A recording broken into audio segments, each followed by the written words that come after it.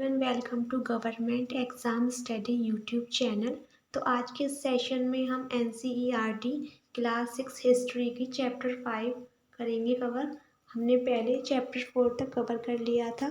तो चलिए स्टार्ट करते हैं, देखते हैं हमें इसमें क्या क्या डिस्कस करना है। तो चलिए बिना टाइम वेस्ट किए स्टार्ट करते हैं इस चैप्टर को। चैप्टर का नाम है राज्य, राजा और एक प्राचीन गणराज्य। देखते हैं इसमें क्या क्या डिस्कस करना है। चुनाव का दिन। जब शंकरन उठा तो उसने देखा कि उसके नाना नानी वोट डालने जा रहे थे। दरअसल वे चुनाव केंद्र पर सबसे पहले पहुंचना चाहते थे। शंकरन जानना चाहता था कि आखिर वे इतने उत्साहित क्यों थे। उसके नाना जी ने उसे जल्दी में समझाने की कोशिश की और कहा, आज हम अपने शासकों का चुनाव करने जा रहे हैं। कुछ लोग शासक कैसे बने। लगभग 50 वर्षों से हम अपने शासकों का चुनाव मतदान के जरिए करते आ रहे हैं, लेकिन बहुत पहले लोग शासक वैसे बनते थे। कैसे बनते थे शासक। करीब 3000 साल पहले कुछ लोग बड़े बड़े यज्ञों को आयोजित कर राजा के रूप में प्रतिष्ठित हो गए। अश्वमेध यज्ञ एक ऐसा ही आयोजन था। इसमें एक घोड़े को राजा के लोगों की देखरेख में स्वतंत्र विचरण करने के लिए छोड़ दिया जाता था। इस घोड़े को किसी दूसरे राजा ने रोका तो वहाँ अश्वमेध यज्ञ करने वाले राजा से उसे लड़ाई करनी पड़ती थी। अगर उन्होंने घोड़े को जाने दिया, इसका मतलब यह होता था कि अश्वमेध यज्ञ करने वाला राजा उनसे ज़्यादा शक्तिशाली था। इसके बाद उन राजाओं को यज्ञ में आमंत्रित किया जाता था। यह यज्ञ विशिष्ट पुरोहितों द्वारा संपन्न किया जाता था। इसके लिए उन्हें उपहारों से सम्मानित किया जाता था। अश्वमेध यज्ञ करने वाला राजा बहुत शक्तिशाली माना जाता था। यज्ञ में आमंत्रित सभी राजा उसके लिए उपहार लाते थे। इन सभी आयोजनों में राजा का मुख्य स्थान होता था। उसमें उसे राज सिंहासन या बाघ की खाल के एक विशेष आसन पर बिठाया जाता था। युद्ध क्षेत्र में राजा का सारथी ही उसका सहचर होता था। यज्ञ के अवसर पर वह राजा की विजयों तथा अन्य गुणों का गान करता था। राजा के सगे संबंधी, खासकर उसकी रानियों और पुत्रों को भी कई छोटे छोटे अनुष्ठान करने होते थे। अन्य सारे आमंत्रित राजाओं का काम सिर्फ बैठकर यज्ञ की पूरी प्रक्रिया को देखना भर था। राजा के ऊपर पुरोहित पवित्र जल के छिड़काव के साथ साथ अन्य कई अनुष्ठान किया करता था। मतलब राजा के ऊपर पुरोहित पवित्र जल के छिड़काव के साथ साथ अन्य कई अनुष्ठान करता था। विष अर्थात वैश्य जैसे सामान्य लोग उपहार लाते थे, जिन्हें पुरोहित शूद्र मानते थे। उन्हें कई अनुष्ठानों में शामिल नहीं किया जाता था। इस यज्ञ में उपस्थित होने वालों की सूची बनाओ। पेशे के आधार पर वहाँ कौन कौन से वर्ग शामिल थे। तो इस वाले पेज में कुछ इम्पोर्टेंट नहीं है। चलिए, वर्ण, इसमें कुछ वर्ण के बारे में बताया गया है। वर्ण क्या होता है। वर्ण, उस समय 4 सामाजिक वर्ग थे जिन्हें वर्ण कहा जाता था, जैसे ब्राह्मण, क्षत्रिय, वैश्य और शूद्र। ब्राह्मणों का काम वेदों का अध्ययन या अध्यापन और यज्ञ करना था। यानी ब्राह्मणों का जो काम था ना, वो वेदों का अध्ययन, पढ़ना और पढ़ाना, अध्ययन अध्यापन और यज्ञ करना, जिनके लिए उन्हें उपहार मिलता था। क्षत्रियों का काम युद्ध करना होता था और लोगों की रक्षा करना होता था। वैश्यों का काम खेती, पशुपालन तथा व्यापार करना होता था। शूद्रों का काम अन्य 3 वर्गों की सेवा करना था। इस तरह एक समाज को इन वर्णों में विभाजित किया गया था। इसमें लिखा है चित्रित धूसर मृतभांड क्या होते हैं। चित्रित धूसर मृतभांड या पात्र, तो इसके बारे में थोड़ा डिस्कस करते हैं। चित्र दूसर पात्र, इस तरह के पात्रों में ज़्यादातर थालियाँ और कटोरियाँ ही मिली हैं। ये पात्र बहुत ही पतली सतह के, सुंदर और चिकने हैं। शायद इसका प्रयोग खास मौक़ों पर महत्वपूर्ण लोगों के भोजन परोसने के लिए किया जाता था। यह है चित्र दूसर ब्रह्मांड का एक चित्र। अब आते हैं जनपद। जनपद के बारे में जानते हैं। जनपद ये महायज्ञों को करने वाले राजा, अब जन के राजा ना होकर, जो महायज्ञों को करने वाले राजा होते थे वो जन के राजा ना होकर जनपदों के राजा माने जाने लगे। जनपद शब्द का शाब्दिक अर्थ होता है जन में बसने की, जन के बसने की जगह होता है। कुछ महत्वपूर्ण जनपद मानचित्र 4 पृष्ठ संख्या 45 में दिखाए गए हैं, जो नीचे दिया गया है। पुरातत्वविदों ने इन जनपदों की कई बस्तियों की खुदाई की और दिल्ली में खुदाई की है, जैसे कि दिल्ली में पुराना किला, उत्तर प्रदेश में मेरठ के पास हस्तिनापुर और एटा के पास उत्तर प्रदेश में ये भी अतरंजी खेड़ा इनमें प्रमुख है। जनपद है ये। खुदाई से पता चला है कि लोग झोंपड़ियों में रहते थे और मवेशियों तथा अन्य जानवरों को पालते थे। वे चावल, गेहूँ, धान, जौ, दालें, गन्ना, तिल तथा सरसों जैसी फसलें उगाते थे। कौन कौन सी फसलें उगाते थे वो लोग? जो जनपद में रहते थे वो चावल, गेहूँ, धान, जौ, दालें, गन्ना, तिल और सरसों जैसी फसलें उगाते थे। क्या इस सूची में तुम्हें किसी ऐसी फसल का नाम मिला जिसका उल्लेख अध्याय 3 में नहीं था? इसके बारे में सोचना है। लोग मिट्टी के बर्तन भी बनाते थे। इनमें कुछ धूसर और कुछ लाल रंग के होते थे। इन पुरास्थलों में कुछ विशेष प्रकार के बर्तन मिले हैं जिन्हें चित्रित धूसर पात्र के रूप में जाना जाता है, जो अभी हमने ऊपर देखा है। जैसे ये वाला चित्रित धूसर पात्र, ये वाला हमने भी देखा है। जैसा कि नाम से ही स्पष्ट है, इन बर्तनों पर चित्रकारी की गई है। ये आमतौर पर सरल रेखाओं तथा ज्यामितीय आकृतियों के रूप में है। महाजनपद, हमने जनपद समझ लिया। अब पढ़ते हैं महाजनपद के बारे में। करीब 2500 साल पहले कुछ जनपद अधिक महत्वपूर्ण हो गए। इन्हें महाजनपद कहा गया। मानचित्र 4 में कुछ महाजनपदों को दिखाया गया है। अधिकतर महाजनपदों की एक राजधानी होती थी, सिर्फ एक। कई राजधानियों में किलेबंदी की गई थी, अर्थात चारों ओर लकड़ी, ईंट या पत्थर की ऊंची दीवारें बनाई गई थी महाजनपदों की राजधानियों में। यह मानचित्र संख्या 4 महत्वपूर्ण जनपद और महाजनपद और नगर, जैसे गांधार है, एक झेलम नदी, तक्षशिला, ये काबुल है,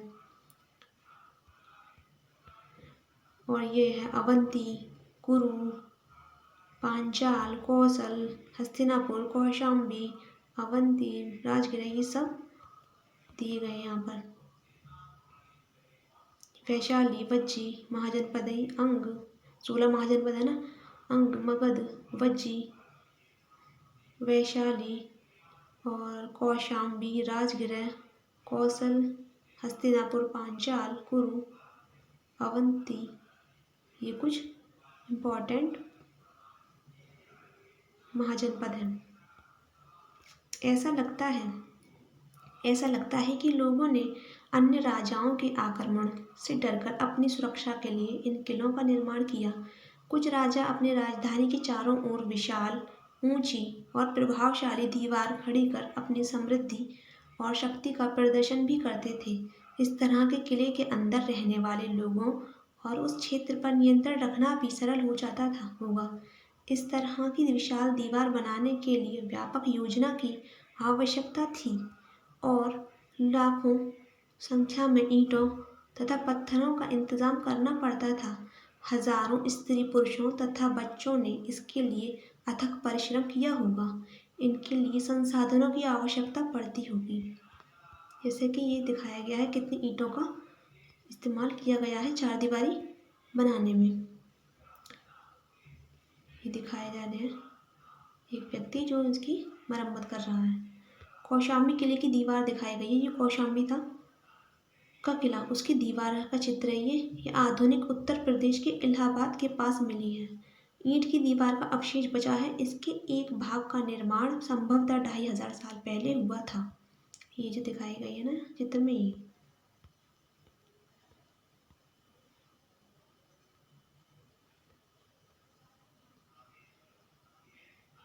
अब राजा सेना रखने लगे थे। सिपाहियों को नियमित वेतन देकर पूरे साल रखा जाता था। कुछ भुगतान संभवतः आहत सिक्कों, जो पृष्ठ संख्या 77 पर चित्र देखो उसके रूप में होता था।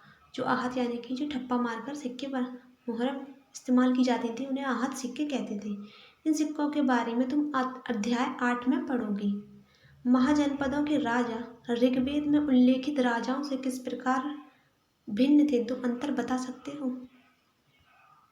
यानी कि इसके बारे में कंपेयर करना है कि वो कैसे भिन्न थे। अब उसके बाद है कर यानी कि टैक्स।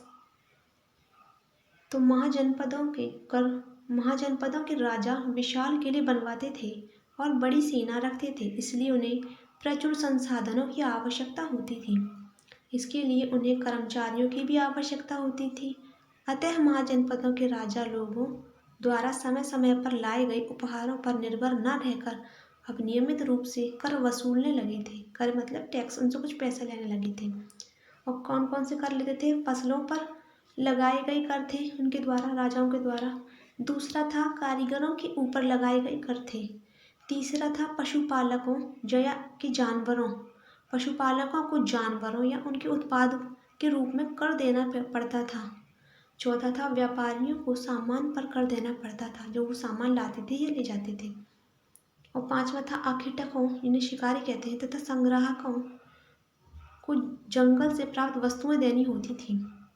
आखेटक और खाद्य संग्राहक राजा को क्या देते होंगे? जो वो शिकार करके लाते थे या लकड़ी, ईंधन, चारा जो भी वो लाते थे, उन्हें राजमहल या राजा को अपना कुछ भाग जमा करवाना पड़ता था कर के रूप में।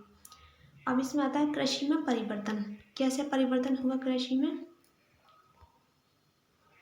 इस युग में कृषि के बड़े क्षेत्र में दो बड़े परिवर्तन आए। हल्के फाल यानी कि जो हल्के आगे का हिस्सा होता है ना, वो मतलब जैसे कि ऐसा करके हल होता है ना, ऐसा करके, तो हल्का ये होता है हल। मेरी ड्राइंग इतनी अच्छी नहीं है। तो ये हल्के जो ये एरिया होता है ना, ये वाला, उसे शायद हल्का फाल कहते हैं। अब लोहे के बनने लगे। अब कठोर जमीन को लकड़ी के फाल की तुलना में लोहे के फाल से आसानी से जोता जा सकता था। इससे फसलों की उपज बढ़ गई। दूसरे लोगों ने धान के पौधों का रोपण शुरू किया, अर्थात खेतों में खेतों में बीज छिड़क कर धान उपजाने के बजाय धान के पौधे तैयार कर उनका रोपण शुरू किया गया। अब पहले की तुलना में बहुत ज़्यादा पौधे जीवित रह जाते थे, इसलिए पैदावार भी ज़्यादा होने लगी। क्या तुम बता सकते हो कि राजा इन परिवर्तनों को प्रोत्साहन क्यों देते होंगे? वो इसलिए देते थे ताकि उनको अच्छी मात्रा में जनता से टैक्स मिल सके और वो अपने राज्य का विकास कर सकें। सूक्ष्म निरीक्षण तो किस किस का करना है? मगध राज्य का। मानचित्र 4 पृष्ठ संख्या 45 में मगध ढूंढो, जो अभी हमने ऊपर देखा था। लगभग 200 सालों के भीतर मगध सबसे महत्वपूर्ण जनपद बन गया। गंगा और सोन जैसी नदियां मगध से होकर बहती थी। यातायात, जल वितरण और ज़मीन को उपजाऊ, यानी कि पहला यातायात, दूसरा जल वितरण, तीसरा ज़मीन को उपजाऊ बनाने के लिए बहुत महत्वपूर्ण थी जो नदियाँ थीं। मगध का एक हिस्सा जंगलों से भरा था। इन जंगलों में रहने वाले हाथियों को पकड़कर उन्हें प्रशिक्षित यानी कि ट्रेन कर सेना में काम में लगाया जाता था। यही नहीं, जंगलों से घर, गाड़ियाँ तथा रथ बनाने के लिए लकड़ी भी मिलती थी। इसके अलावा इन क्षेत्रों में लौह अयस्क की खदानें हैं। मजबूत औजार हथियार बनाने के लिए ये बहुत उपयोगी थे। मगध में दो बहुत शक्तिशाली शासक, पहला बिंबिसार और दूसरा अजातशत्रु जिसे अजातशत्रु हुए कहते हैं। अन्य जनपदों को जीतने के लिए ये हर संभव साधन अपनाते थे। महापद्मानंद एक और महत्वपूर्ण शासक थे। उन्होंने अपने नियंत्रण का क्षेत्र इस उपमहाद्वीप के उत्तर पश्चिम भाग तक फैला लिया था। बिहार में राजगृह, जो आधुनिक राजगीर है, कई सालों तक मगध की राजधानी के रूप में बनी रही। बाद में पाटलिपुत्र, आज का पटना जो है, को राजधानी बनाया गया। 2300 साल से अभी पहले की बात है। मैसिडोनिया का जो राजा सिकंदर था, विश्व विजय करना चाहता था। पूरी तरह फसल न होने पर भी वह मिस्र, पश्चिमी एशिया के कुछ राज्यों को जीतता हुआ भारतीय उपमहाद्वीप में व्यास नदी के किनारे तक पहुंच गया। जब उसने मगध की ओर कूच करना चाहा तो उसके सिपाहियों ने इनकार कर दिया। वे इस बात से भयभीत थे कि भारत के शासकों के पास पैदल, रथ और हाथियों की बहुत बड़ी सेना थी। इन सेनाओं और ऋग्वेद में उल्लेखित सेनाओं के बीच तुम्हें क्या अंतर दिखता है? ये छोटे छोटे क्वेश्चन होते हैं ना, बहुत इंपॉर्टेंट होते हैं। अगर इसे अच्छे से प्रिपेयर कर लिया जाए ना तो एग्जाम में बहुत कभी कभी क्वेश्चन यहाँ से आ जाते हैं। उसके बाद पहला मगध हो गया। अब होता है वज्जी राज्य, वज्जी महाजनपद। जैसा कि तुमने ऊपर पढ़ा, मगध एक शक्तिशाली राज्य बन गया। इसके नज़दीक ही वज्जी राज्य था। उस टाइम पे ये राज्य था जिसकी राजधानी वैशाली यानी कि बिहार थी। यहाँ एक अलग अलग किस्म की शासन व्यवस्था थी जिसे गढ़ या संघ कहते थे। गढ़ या संघ में कई शासक होते थे और इनमें प्रत्येक व्यक्ति राजा कहलाता था। ये सभी राजा विभिन्न अनुष्ठानों को एक साथ संपन्न करते थे। सभाओं में बैठकर बातचीत, बहस, वाद विवाद के जरिए तय करते थे कि क्या करना है और किस तरह करना है। शत्रुओं के आक्रमण से निपटने के लिए वे मिलकर चर्चाएं करते थे। स्त्रियां, दास तथा कम्मकार इन सभाओं में हिस्सा नहीं ले सकते थे। स्त्रियां, दास और कम्मकार इन सभाओं में हिस्सा नहीं ले सकते थे। यहाँ कुछ एक इम्पॉर्टेंट पॉइंट है, वज्जी के ऊपर है शायद ये। वज्जी संघ का यह वर्णन दीर्घ निकाय से लिया गया है। दीर्घ निकाय से। दीर्घ निकाय एक प्रसिद्ध बौद्ध ग्रंथ है। ये क्वेश्चन आ सकता है, दीर्घ निकाय क्या है? प्रसिद्ध बौद्ध ग्रंथ जिसमें बुद्ध के कई व्याख्यान दिए गए हैं। इन्हें करीब 2300 साल पहले लिखा गया था। अजातशत्रु और वज्जी संघ, मतलब ये वार्तालाप हो रहा है जो वहाँ से लिया गया है, बुद्ध के दीर्घ निकाय से। एक वर्णन, अजातशत्रु वज्जी संघ पर आक्रमण करना चाहते थे। उन्होंने अपने मंत्री वत्सकार को बुद्ध के पास सलाह के लिए भेजा। बुद्ध ने उनसे पूछा कि क्या वज्जी सभाएं नियमित रूप से होती हैं तथा उनमें सभी सदस्य उपस्थित होते हैं। जब उन्हें पता चला कि ऐसा होता है, उन्होंने कहा कि वज्जीवासी तब तक उन्नति करते रहेंगे जब तक ये पूर्ण और नियमित सभाएं करते रहेंगी। वे पूर्ण और नियमित सभाएं करते रहेंगे। वे आपस में मिलजुल कर काम करते रहेंगे। वे पारंपरिक नियमों का पालन करते रहेंगे। बड़ों का सम्मान, समर्थन और उनकी बातों पर ध्यान देते रहेंगे। वज्जी महिलाओं के साथ जोर ज़बरदस्ती नहीं करेंगे और उन्हें बंधक नहीं बनाएंगे। शहरों तथा गाँवों में चैत्यों का रख रखाव करेंगे। विभिन्न मतावलंबी संतों का सम्मान करेंगे और उनके आने जाने पर कोई रोक नहीं लगाएंगे। तो वज्जी अन्य महाजनपदों से कैसे भिन्न था? कम से कम 3 अंतर बताइए।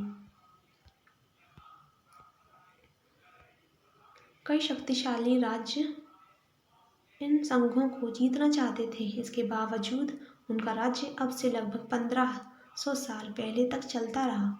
उसके बाद गुप्त शासकों ने गढ़ और संघ पर विजय प्राप्त कर उन्हें अपने राज्य में शामिल कर लिया। इनके बारे में तुम अध्याय 9 में पढ़ोगे। उसके बाद ये कल्पना करो वगैरह ये चैप्टर होता है कंप्लीट। और यहाँ हमने कुछ उपयोगी शब्दों के बारे में जाना, जैसे कि राजा, अश्वमेध, वर्ण, जनपद, महाजनपद, किलेबंदी, सेना, कर, पौधारोपण और गढ़ या संघ।